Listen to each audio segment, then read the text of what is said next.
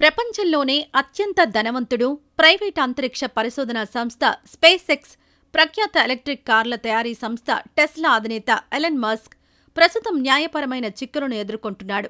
$44 billion విలువ చేసే Twitter కొనుగోలు ఒప్పందాలను అర్ధాంతరంగా రద్దు చేసినా వరుసగా ఎదురుదెబ్బలు తగులుతున్నాయి. ఈ ఒప్పందాన్ని రద్దు చేసుకున్నందుకు ట్విట్టర్ యాజమాన్యం ఆయనపై కోర్టుకెక్కింది. పిటిషన్లను దాఖలు చేసింది. ఈ పరిణామాల మధ్య ఎలన్ మస్క్ తండ్రి ఎరాల్ మస్క్ మరో బాంబు పేల్చారు. తన సవతి కుమార్తెతో అక్రమ సంబంధాన్ని పెట్టుకున్నట్లు వెల్లడించారు. ఆమెతో మరో బిడ్డను కూడా కన్నట్లు స్పష్టం చేశారు. ఆ సవతి కుమార్తె పేరు జెనా బెజూ డెన్హార్ట్. ఎరాల్ మస్క్ రెండో భార్య హీడో బెజూ డెన్హార్ట్ ఆమె మొదటి భర్తకు పుట్టిన కూతురు. వయస్సు 34 సంవత్సరాలు. ఆమెతో ఎరాల్ మస్క్ అక్రమ సంబంధాన్ని కొనసాగించారు. 2 పిల్లలకు జన్మనిచ్చారు. 2017లో మగబిడ్డ, 2019లో ఆడబిడ్డకు జన్మనిచ్చినట్లు చెప్పారు. ఎరాల్ మస్క్ మొదటి భార్య పేరు మాయో హెల్దేమాన్ మస్క్. ఎలాన్ మస్క్ ఆమె కుమారుడే. ఎలాన్తో పాటు టోస్కా, కింబల్ మొదటి భార్య పిల్లలు. 1979లో ఆమెతో విడిపోయారు.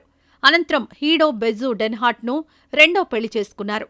హీడోకు కూడా అది రెండో వివాహమే. అప్పటికే ఆమెకు జెనా జన్మించింది. ఎరాల్ మస్క్ హీడో రెండో పెళ్లి నాటికి జెనాకు 4 ఏళ్ల వయసు. ఇప్పుడు ఆమెతోనే అక్రమ సంబంధాన్ని పెట్టుకున్నారు. ఈ విషయాన్ని ఆయనే స్వయంగా వెల్లడించారు. ది సన్కు ఇచ్చిన ఇంటర్వ్యూలో మాట్లాడారు. వివాదాస్పద వ్యాఖ్యలు చేశారు. పుట్టింది అనుభవించడానికేనంటూ తేల్చి చెప్పారు. పునరుత్పత్తి, పిల్లలను పుట్టించడానికే ఈ భూమిపై నివసిస్తున్నామని అన్నారు. జెనా బెజూ డెన్హార్ట్తో రెండో బిడ్డను కన్నాననే విషయం ఇప్పటి వరకు ఎవరికీ తెలియదని చెప్పారు. 2019లో తనకు జెనాకు ఆడబిడ్డ జన్మించిందని, ఎలాన్ మస్క్కు చెల్లెలు అవుతుందని అన్నారు. జెనా బెజూ డెన్హార్ట్తో తనకు ప్రత్యేక అనుబంధం ఉందని, అది తామిద్దరి మధ్య శారీరక సంబంధానికి దారితీస్తుందని ఎరాల్ మస్క్ చెప్పారు. దీన్ని తానేమీ తప్పుగా భావించట్లేదని వ్యాఖ్యానించారు. తాము ఈ భూమి మీదకొచ్చిందే అనుభవించడానికేనని, పునరుత్పత్తి చేయడానికేనని అన్నారు. ఈ పరిణామాలు ఎలాన్ మస్క్ను మరింత ఇబ్బందులకు గురిచేసే అవకాశాలు లేకపోలేదనే అభిప్రాయాలు వ్యక్తమవుతున్నాయి. ఇక ఇదిలా ఉంటే, ప్రకృతి వైపరీత్యమో, మీడియా ప్రభావమో తెలియదు కానీ యూత్ ఈ మధ్య తెగ రెచ్చిపోతున్నారు. మొన్నటి వరకు పార్కుల్లోనో, చెట్ల పొదల్లోనో గుట్టుచప్పుడు కాకుండా రొమాన్స్ చేసుకునే జంటలు ఇప్పుడు హద్దు మీరుతున్నారు.